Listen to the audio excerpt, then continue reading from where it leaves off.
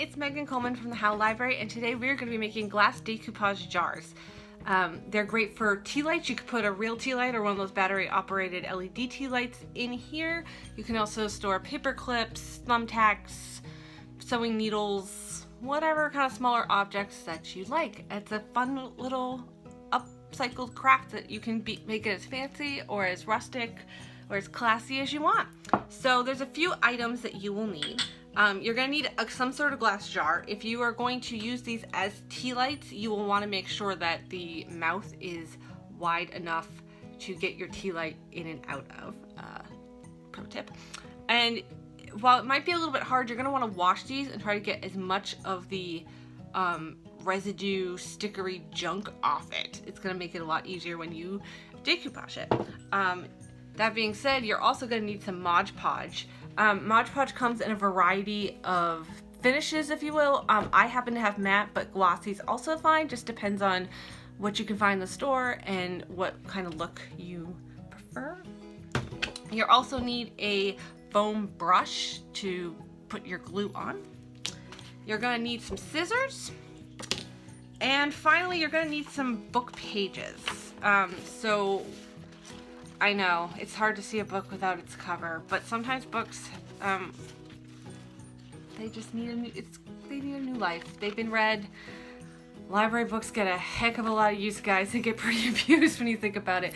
So don't feel bad. But if book pages does make you feel bad, you could also use magazines or construction paper, tissue paper. It's a lot of cool with tissue paper, especially as a tea light. That would look really cool. So let's get started. Okay, so you're gonna want to take your glass jar, and again, it's sometimes a little hard to get all the gook off your jar, but do the best you can so it's a smooth, flat surface. And then the next step I would do is you're gonna want to figure out your paper situation. So some people like to have their lines really crisp and clear. For example, I took some sheet music from a book that we had discarded at the library and just cut it up so it would be nice and neat. But the other thing to think about is some people like it, like with this jar that I did, they like it a bit more rustic. So, or kind of go with the flow. So then you don't really need the scissors. You would just kind of tear your pages in half. The other thing to think about too when you're putting this together is books typically have margins. So you can choose to cut out those margins and then rip it up or cut them out completely. It's totally up to you. So once you sort of have decided what you're going to do in terms of tearing versus cutting, you will then, and I'm going to in this example do on the straight ones, the cut nice neat lines first. You're going to want to take some of your Mod Podge and put it on your brush. I don't know why I said Mod Podge, but I did. And Mod Podge can dry pretty quickly, so I wouldn't cover the whole thing with Mod Podge and then try to put it on. You might find parts of it are full. But let's see. I just want to figure out. Hold on a second. I had a thing. It's right here. Okay. Sorry. I had a certain order. I thought I put these in. Okay. So you don't have to put these in strips. You can definitely do like a cut. And then you can see this okay. Kind of line it on. And if you need to, you can go underneath and brush a little bit more on. And when you put this on, when you put your paper on, it's okay if you get glue on top of it because we're eventually going to seal it with a layer of glue anyway. But try to make sure you don't have any bubbles. And that if you have any hard pieces of paper that kind of stick up, that you try to smooth them out as best you can. I also think that it's good if you're doing a straight piece of paper to sort of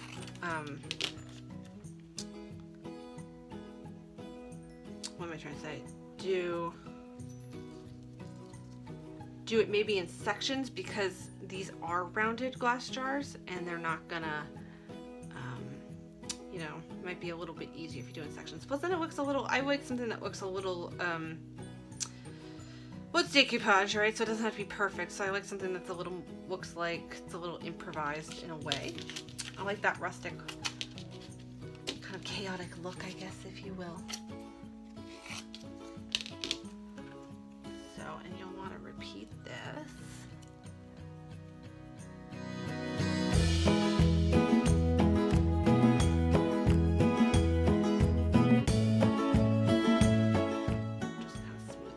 So yeah, I like, you can see I have a mat down because this can get kind of messy, and that's okay. Some instructions online say you should line the back of your paper. You can do that too. Again, it's one of these crafts that I feel like, as long as you don't, there's some rules, but it's also pretty flexible. Have a lot of fun with it, and if you mess up, it doesn't mean you really messed up. You just got creative, right? I love those kind of crafts. They're the best.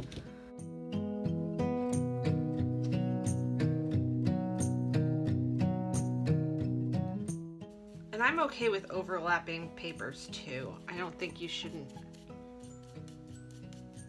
feel like you can't do that.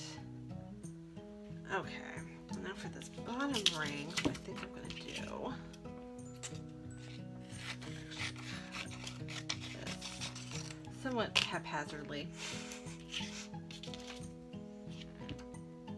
in half. And again, I'm going to do sections.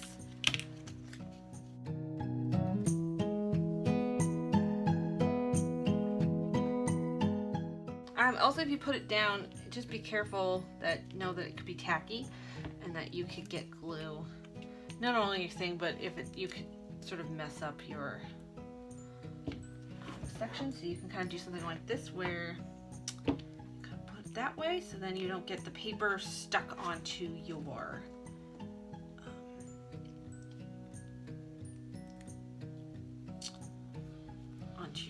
table or floor. If you might have to pinch at times and sort of bend it to get it to stay. Now, you don't have to cover the bottom. Some people, I've seen a lot of people don't, particularly because they end up using them as vases or tea lights, but I think if you might end up using this to store paper clips, it could be kind of fun to have it completely covered. The jar I showed you earlier, I did cover completely. I just thought it was kind of fun. But again, it's your project, so you can get as detail-oriented and as creative as you want to.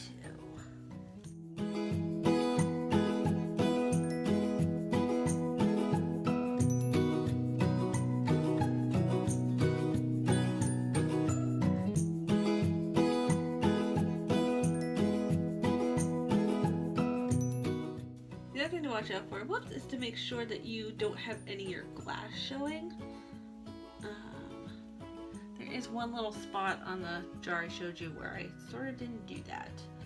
So just be on the lookout for that as well as you add pieces.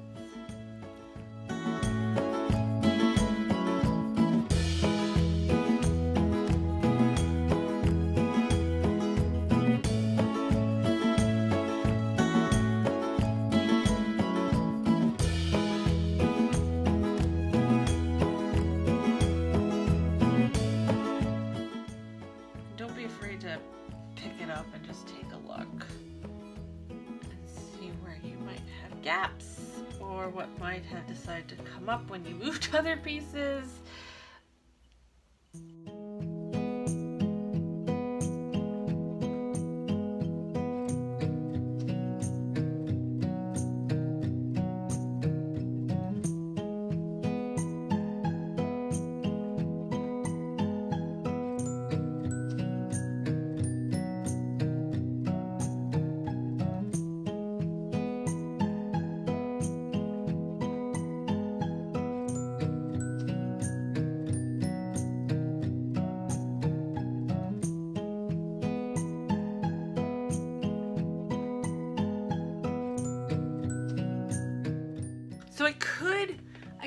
jar just like this and leave the bottom open, and then take a wet cloth to sort of just wipe that glue off, so you don't get that sort of cloudy glue look to it, especially when you look on the inside. It looks a little like and then I could put a layer of Mod Podge over this to kind of help seal everything in, but I think I am going to cover the bottom, and it's up to you, but as you can see, you can kind of see it on the inside of the jar too, which is kind of cool, like the other song from the other side. So you could decide maybe you want to see the same song on the inside or outside. It's totally up to you. It does end up drying kind of clear-ish. Not entirely. At least with the matte. I can't speak. I haven't used the glossy. I always seem to use the matte Mod Podge for some reason, but that's just me. Alright, so I might just do, yeah, I think I might just do this. I think I'm going to just plop it on, center it so I don't see too much glass. I don't think I do. And then I'm just going to kind of crump it and bend it down. Oh, that looks cool. That looks cool. Okay. Very cool. Now, the other thing I was thinking about doing is, because this song is the song I'm using is This Land Was Made For You and Me, I might cut out this section part and just put it on top elsewhere. So just because your jar is covered doesn't mean you can't put more paper on top of what you had already put down for paper. So if you're looking through a book and there's a funny paragraph or a passage, or you really like a chapter heading, like this other book I used had this really cool kind of epilogue, feel free to just add that on top. There are no rules really, once again. I mean, there's rules in that you need glue and a jar and a brush and some place that you can get a little messy, because even the Mod Podge is like, I don't know if you can see, but it's like sticking to my hands. I can kind of like rub it off at this point, which is kind of gross and cool. Let's see. Maybe I'll do.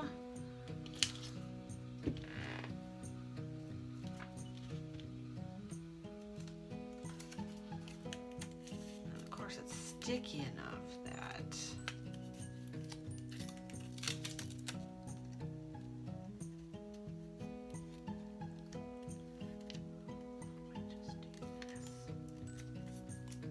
Oh, cool. Yeah, Hey guys, so my video camera decided to quit out on me when I was filming, so I'll just make this really quick. So this jar, this is the finished jar. I added some extra music to it over, and I did cover the bottom. And I covered it with a layer of Mod Podge when I was done, which gives you a chance to smooth out any edges or bubbles. I mean, if it's on the first layer and you put stuff over, it's a little bit harder, but it's kind of your last chance to do that, even though I'm looking at it now going, oh no, this bubble I missed. But I like to let them dry upside down if you're covering the bottom, so that way the bottom can dry. It will dry pretty quickly, given that this is currently summer and it's hot and humid. It actually dries pretty well in a couple hours. And then you'll be able to use it.